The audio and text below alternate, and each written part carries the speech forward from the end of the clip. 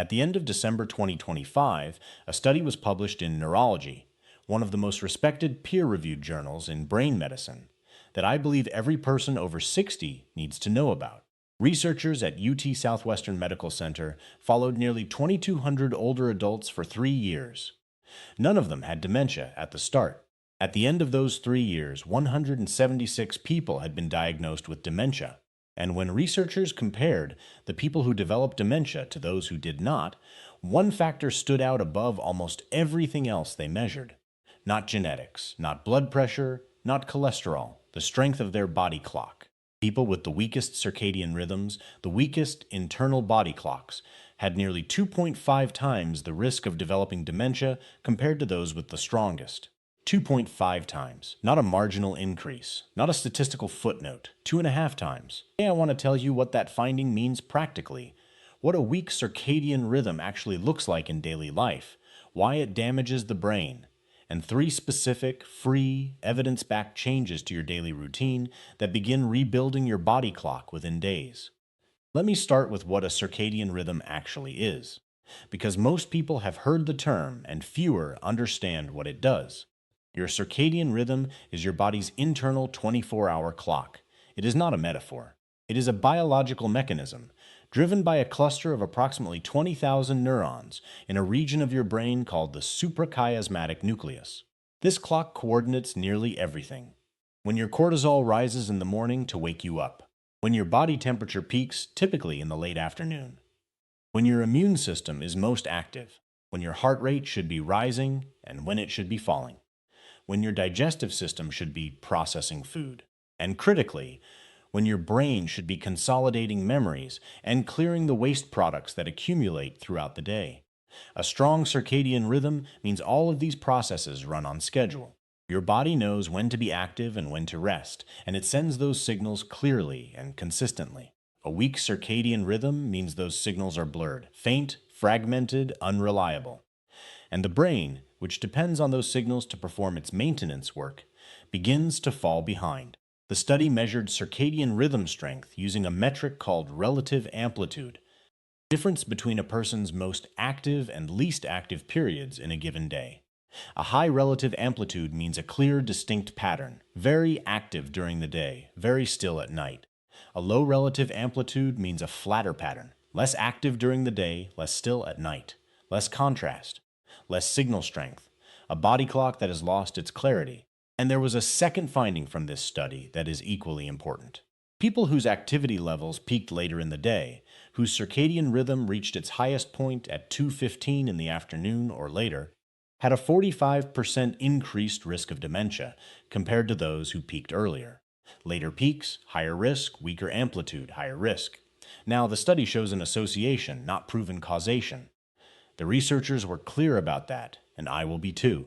But the biological mechanism connecting circadian disruption to brain degeneration is well established and well documented. And I want to explain it to you. Your brain is the most metabolically active organ in your body. It produces an enormous amount of waste as a byproduct of that activity. Metabolic proteins, cellular debris. And most critically, amyloid beta and tau proteins, the same proteins whose accumulation is the central feature of Alzheimer's disease. Your brain has a waste clearance system called the glymphatic system. Think of it as a drainage network, channels that run alongside blood vessels in the brain, flushing cerebrospinal fluid through brain tissue and carrying waste products out. A randomized crossover trial published in Nature Communications in January 2026 provided the first direct human evidence that sleep-active physiological processes enhance overnight glymphatic clearance of Alzheimer's disease biomarkers, amyloid beta and tau, into the bloodstream. Glymphatic clearance increased measurably during sleep compared to sleep deprivation in the same individuals. I want to be honest with you about the full picture here. At the 2025 Sleep Annual Meeting, researchers debated whether glymphatic clearance is primarily sleep-dependent or whether it may also occur during wakefulness. The science on the precise timing is still developing. But what is not disputed is this: disrupted sleep, fragmented sleep, and poor circadian alignment are associated with greater accumulation of amyloid beta and tau in the brain. A 2025 review published in the journal Neuroscience summarized the consensus. Circadian disruption worsens amyloid beta and tau pathology, and glymphatic dysfunction is a likely mechanistic link. The body clock regulates when that drainage system is most effective.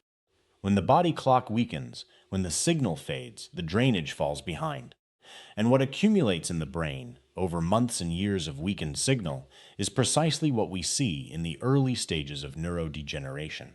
I want to tell you about a patient I will call Bernard, 68 years old, retired accountant, precise, methodical, proud of his sharpness. He could do mental arithmetic faster than most people could reach for a calculator. He came to me not with a complaint about memory. He came with a complaint about mornings. He said, "I used to wake up and be ready. Now I wake up and it takes me 2 hours just to feel like myself." He described his days as front-loaded with fog. By 10 in the morning, he was functioning. By 2 in the afternoon, he was at his best. By 7 in the evening, he was finished, exhausted and mentally flat before most people had eaten dinner. His sleep varied by up to 2 hours each night depending on the day. He went to bed when he was tired, not at a consistent time. He kept his curtains heavy. He had always preferred dark mornings. And he spent the first hour of his day in bed with his phone. None of these things felt like pathology to him. They were simply how he lived. But every single one of them was degrading his circadian signal. Inconsistent sleep timing disrupts the body clock's ability to anticipate. Heavy curtains in the morning block the light signal that triggers cortisol. A phone screen in bed in the morning is not the same as sunlight. It does not carry the spectral wavelengths that reset the suprachiasmatic nucleus. Bernard's body clock was not broken. It was starved of the inputs it needed to stay calibrated. We made 3 changes. Nothing pharmaceutical, nothing expensive. 6 weeks later, Bernard told me, "I am awake when I wake up now." Not a dramatic transformation, but the fog was gone. The 2-hour delay between waking and functioning had collapsed to 20 minutes. And his afternoons, which had previously been his only productive window, were starting earlier, lasting longer, and costing him less. Here are the 3 changes, simple, specific, evidence-backed. Change number 1, morning light within 30 minutes of waking. Light is the most powerful signal your body clock receives, not just any light. Natural outdoor light, or very bright indoor light, in the first 30 minutes after waking. Here is why it matters at this precise time. Your suprachiasmatic nucleus, the master clock, is most sensitive to light in the morning.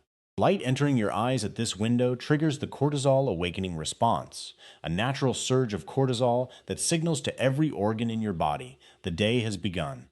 A systematic review of 12 studies published in a 2023 peer-reviewed analysis found that exposure to bright light in the early morning, even light with strong short-wavelength components from a sad lamp or outdoor daylight, significantly enhanced the cortisol awakening response compared to dim morning conditions. That cortisol surge is not stress. It is the clock's alarm bell. Without it, your body clock does not know what time it is. And a clock that does not know what time it is will not send the right signals at the right moments for the rest of the day. What to do within 30 minutes of waking? Ideally within 10, go outside for 10 to 15 minutes, or open a bright window and sit near it. If it is winter or you wake before sunrise. A 10,000 lux bright light therapy lamp used for 10 to 20 minutes while eating breakfast is a studied and effective substitute for natural daylight.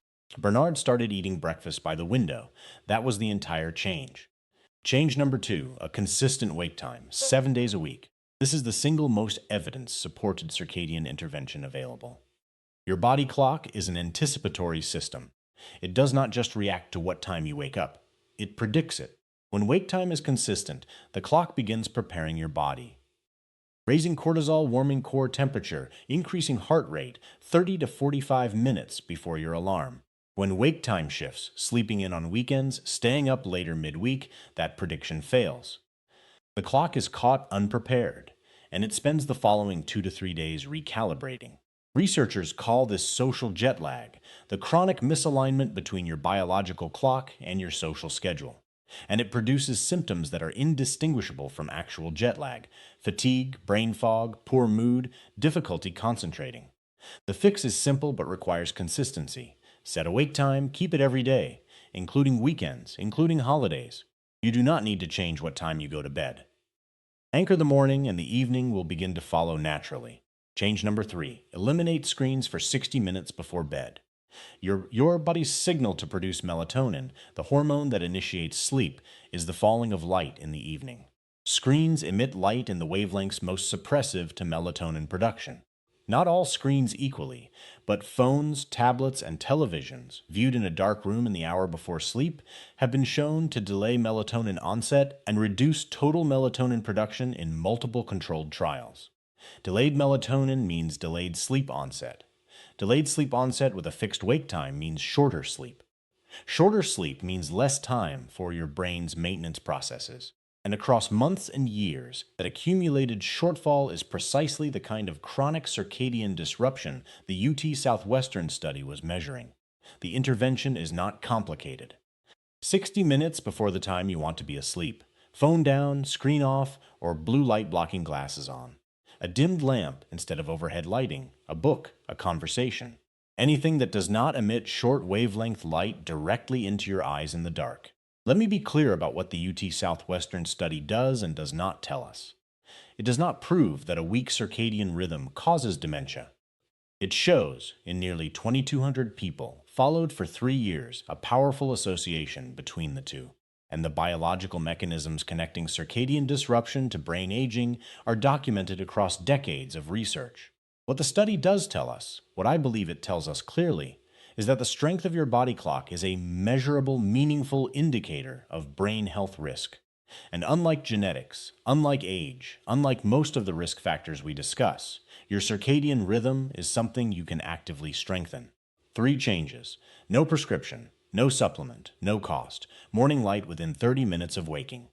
A consistent wake time every day. Screens off 60 minutes before bed. Bernard is awake when he wakes up now. Your body clock is not broken. It may simply be receiving weaker signals than it needs. And now you know exactly how to send them. One more thing before we close.